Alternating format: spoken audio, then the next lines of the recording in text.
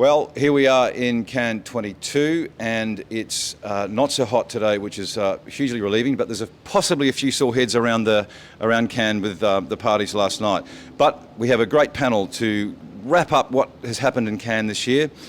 With us today is, from my left, is Adam Ferrier, co-founder at Tindale, Mim Haysom, CMO at Suncorp, Rachel Page from Yahoo, and Matt Tindale from LinkedIn. Now, it's been a huge week. First year for Cannes for 3 years. So we're going to talk to the panelists about what they've seen at Cannes, what their expectations were, any learnings, any interesting stuff, and of course the work. And of course, last night, Mim Haysom and Suncorp pulled off the big Grand Prix award for in innovation. So we're going to talk to Mim about that. She's probably had a few champagnes last night, but still showed up and has got some things to say. So Mim, we'll start with you, and well done. Everyone's a great piece of a great achievement and a great piece of work. How are you feeling? Well, I sound terrible, but I feel fine. We're just so excited. It was a really special night last night, sitting in the Palais. Amazing brands, creativity. You know, the company that we were in with the work was just so humbling, and I couldn't be more pumped. And everyone back in Australia has been so excited and been so supportive. Well, so it's possibly the first of a few, right, Mem? Because you've just taken out the Grand Prix in innovation, but you shortlisted and a few others. What are those two? We'll know this in about an hour's time. We're an hour ahead of schedule. There's a press conference very soon, which will know whether you're actually even more of a superhero. But just the other categories that you're shortlisted in. So One House, which won the Grand Prix, that's also shortlisted for sustainability, which is tomorrow night. And then Amy, we did a campaign called Rest Towns. That's also up for 3 awards tonight, which is media, content data and insight, and data-driven targeting. Well, you really could be a superstar. We may need to get your autograph. But just apart from winning all the metal, first thoughts on Cannes this year. The expectations coming in. It's been off for 2 years, obviously, with that thing called a pandemic. A little bit of discussion prior to and the lead up to this is as to what was Cannes going to do. Was it going to be any good? What's your sense so far, or sense through the weeks, Mim, on that? Yeah, well, believe it or not, I've actually never been to Cannes before. Oh, really? Right. And so this is my first Cannes. And so I was coming in expecting lots of great content, networking, thought leadership, and it's absolutely exceeded my expectations. Like, there's so much amazing content and so many great things to go and see and hear and learn about. I actually can't get to all of it. That's the worst part about it. None of us can collectively, actually. That's the problem. Did you see Ryan Reynolds? I did, up close and personal at Wall Street Journal House. He was like as far away as you are. It was very exciting. You're special, aren't you? So the standout sessions, what came away from you from so far? What have you seen, and what did you think was of interest? Yeah, well, actually Ryan Reynolds really exceeded my expectations. He was amazing, talking about brands and storytelling, and he made a comment around brands having the best IP but no film to carry them when he was describing the power of brands as storytellers. He was really impressive and intelligent. Another session I saw was with the founders of a Russian TV network called DOS HD TV.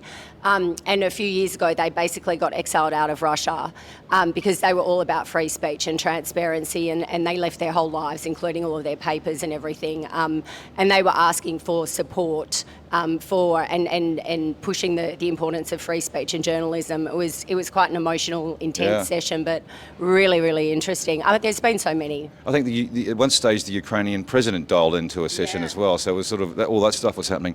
Any other things that in terms of what you might take home to your team and to your partners in Sydney, Mim, about we've seen everything from diversity's been a big, huge theme this week.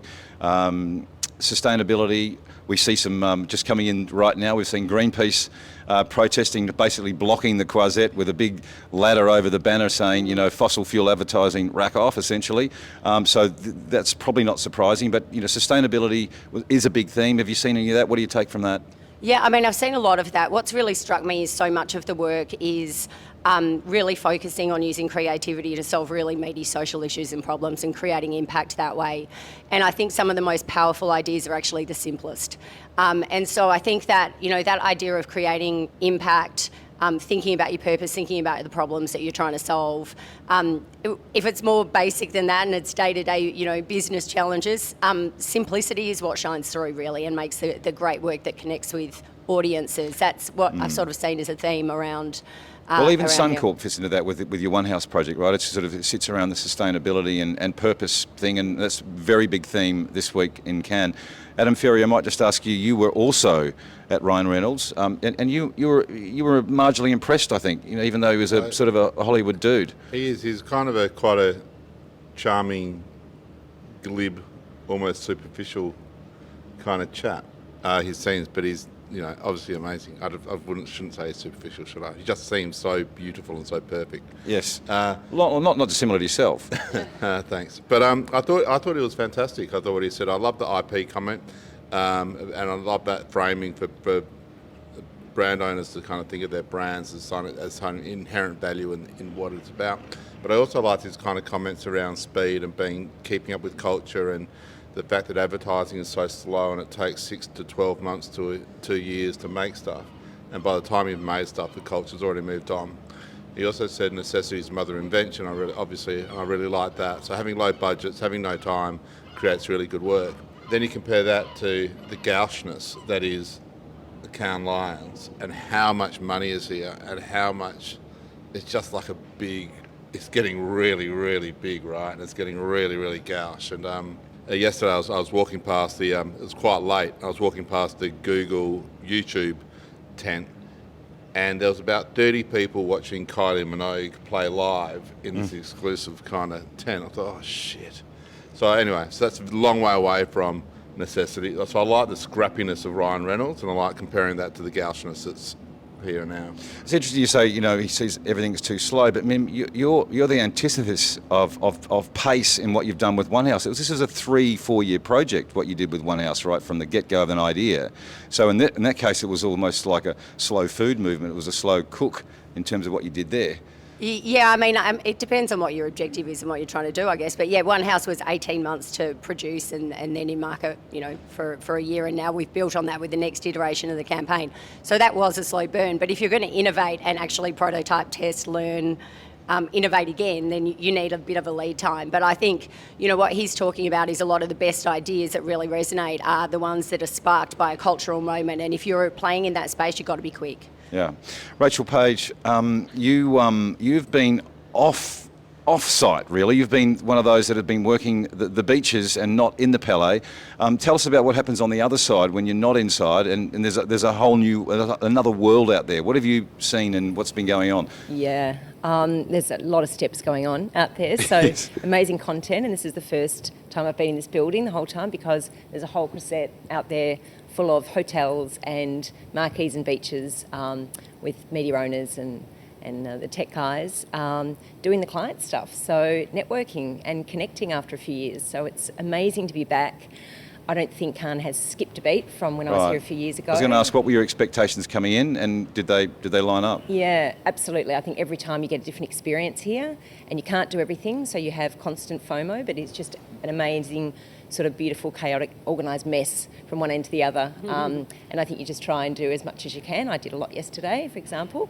But we entertain clients. We've got a majestic rooftop here that we do some meetings in and some panels and so forth.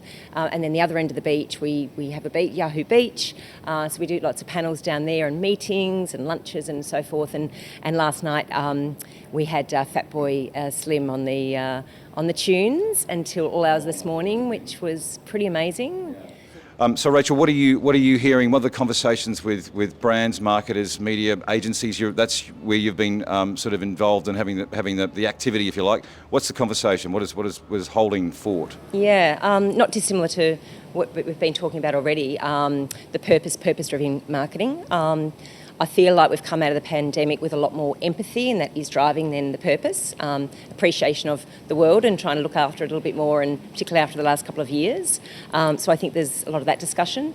I think there's a lot of curiosity about what others are doing. So everyone's coming to sort of hear ideas and, what is the conversation and what are brands and marketers and agencies thinking post-pandemic. So coming with a lot of curiosity, open ears. So that's kind of the, And doing deals. And Have doing you done deals. some deals? Well, that's what we do when we get home. So Right, we just, okay, building up. We build the conversation, we tell the story, we have some fun at the same time. But I think, no, it really, it's amazing to reconnect with people. You cannot underestimate face-to-face, reconnecting with not only your clients here, but your colleagues globally as well, which we don't get to do that often.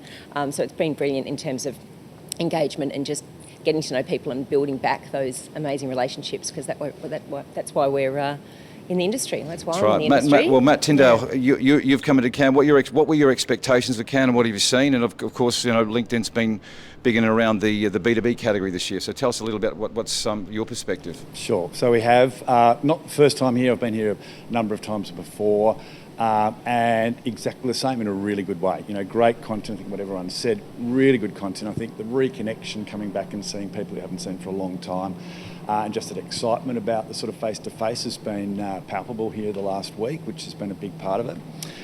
From our perspective, what's been exciting for me as well has been B2B really, arriving on the main stage. So first time we've seen real recognition of B2B creativity with the B2B Lions, which has just been fantastic. And it's been... Not boring, might be getting sexy. Is that what I think B2B is sexy, but now people are starting to realise it, which is a good thing to see. Yeah, absolutely. So a little bit of a makeover. But it's been a big week for B2B generally. Had a keynote the other day that was fantastic, that really talked about the next wave of iconic brands likely coming from the B2B category. So if you think of... say a ServiceNow, which is a market cap of about 59 billion, bigger than Ford and Ferrari. So these are the brands that are not known, and hopefully we can entice great creative minds to work on these brands to really build them into the iconic sort of brands that they could and should be, which has been fantastic. Other things, takeaways. The changing landscape of advertising and creativity generally. So when we look at sort of talent trends, you've seen that there's been this massive shift over the last 5 years in tech skills, hard tech skills, increasing almost 50%, and actually conversely, creative skills decreasing by about 20% over the last 5 years as well. So the almost techification, if you like, of advertising and creative industry. So those skills you talk about, is that based on where people are going to companies and what they're looking for? It's share of skills. So we looked at LinkedIn data. We also looked at data provided by Cannes Lions as well. And we saw over the last 5 years in the advertising industry, when you look at all the skills that make it up, you've seen hard tech skills, data, coding increase by about 50%. And you've seen creative skills, design and like, actually decrease by about 20%. So there's this real shift in creative and advertising to sort of techification, if you like, and it's really taken up a bigger share of the industry. There's a bit of a call to action to checkmate that, because it's not all about the tech, right? That's probably the issue here. It's important, but you need creative skills and more. Yeah, it is. And I think it's enticing or exciting creativity around the next wave of brands. And I think that is in B2B brands as well. 9 of the last 10 biggest IPOs in the last couple of years have been B2B brands that people don't know about. So, really making it enticing, exciting for creatives to get involved with these brands and hopefully build the next Ford, Ferrari, McDonald's, Nike out of the B2B category. I reckon, Adam, yeah. Yeah, I just reckon just to build on that, I think one of the interesting trends, if you think about the techification of Cannes and the creativity as well, I reckon there's a kind of an effect going on which I call the Fernando effect, which is basically just the boom of gaming and creativity within gaming platforms, because people need to understand the platforms, but they're still massive things for creativity to flourish in. And so I just had a quick look downstairs, and I just looked at, I think sexism's been tackled in gaming, dyslexia, a whole lot of different issues being tackled within the platform. And what I also like about that, it's not purpose for purpose sakes, but there's a context to the purpose. So you can stop bullying in the context of gaming, or you can stop sexism within the context of gaming. So if you take the context of what you're tackling, you can make the purpose actually quite meaningful, rather than just putting up these kind of glib, stunty things to draw attention or raise awareness of bad issues. You can actually tackle it. Well, that's what, in talking to some of the others on the streets, there's this sort of theme that's been observed where purpose is a little bit more pragmatic and practical this year. So there's less putting the shingle out and saying, aren't we great? And I think it fits right in with what Mim, what you've been doing with One House, in that you do before you say and get the action happening and then talk about it. And that was a theme that's come through a lot this week, as well as even in the work, that it's less shouty and a little bit more doing before saying. It sort of fits in with what One House has been doing, right? With the gong, you've done some work first, done the action. Yeah, and I think that's something that's really a consideration for brands that want to play in that space, right? It's whatever they do has to be really purpose-driven and be really authentic. And I think, there's a lot of conversation now around sustainability, climate change. Even recently in the election, we saw how much Australians are starting to care about those things. And I think the watch out for brands is you can't just jump on the bandwagon and say it. You actually have to, if you're going to do work in that space, it has to be core to your DNA. Otherwise, you're just kind of greenwashing. So I think it's fantastic that brands are using creativity and innovation to solve big global and social problems.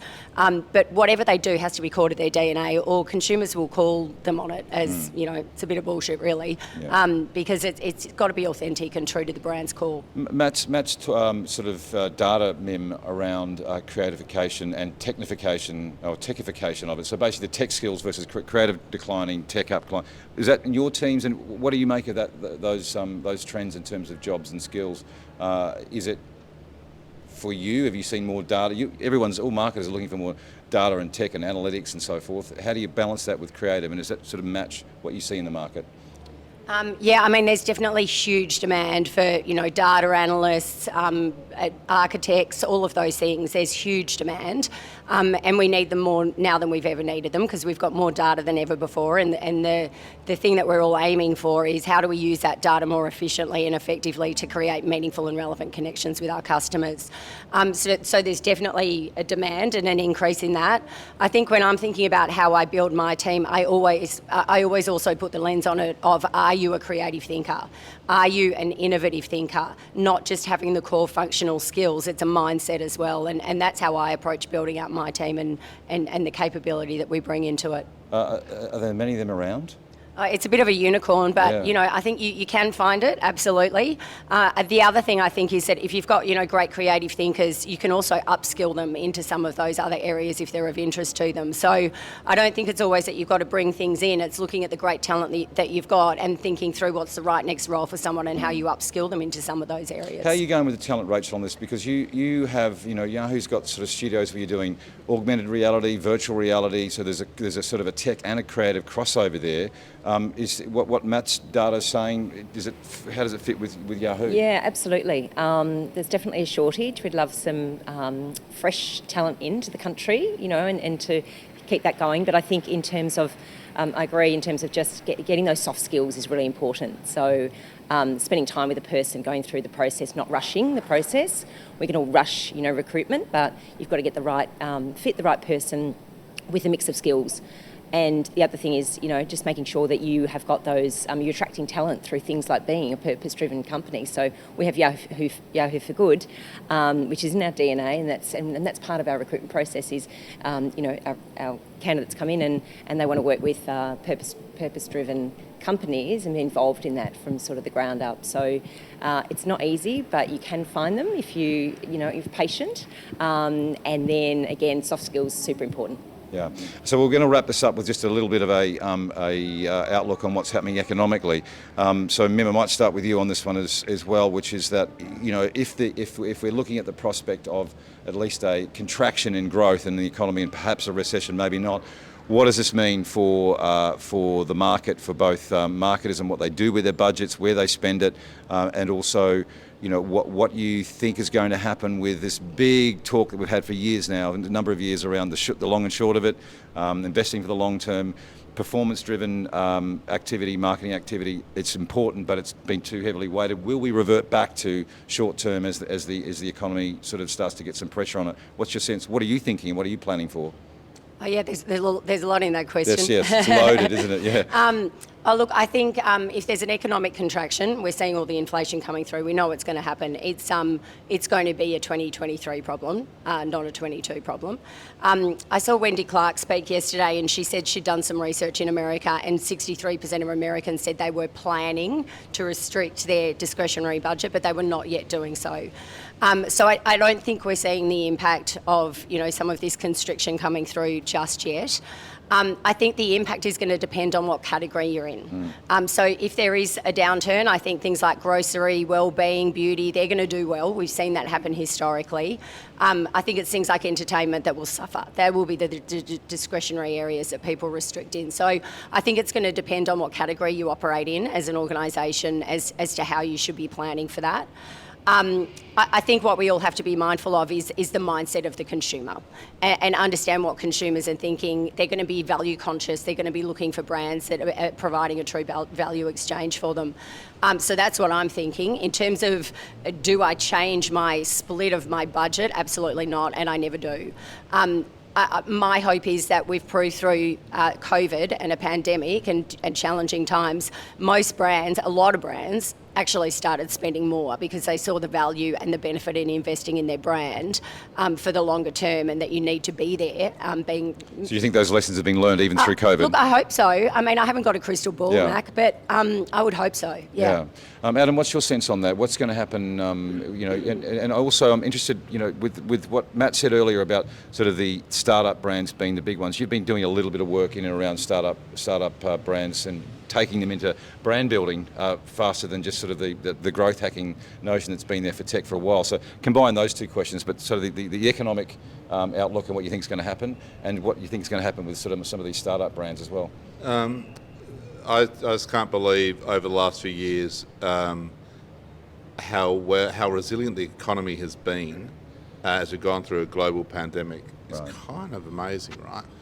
And so I have to be careful because I start to sound kind of out of touch, but there's so much money in society now and within our culture that what does a recession look like when there is so much wealth already in the economy? And look around here and how much wealth is being spent after 2 years after a pandemic.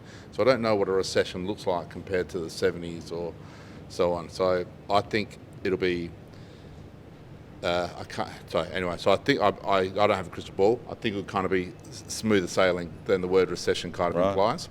But I also come back to. So just on that, you're a consumer psychologist. Do you think the psychology of the consumer has changed might change through the next contraction, where there'll be more resilience or a different thinking on spending? Well, I think we're coming from a higher base of wealth.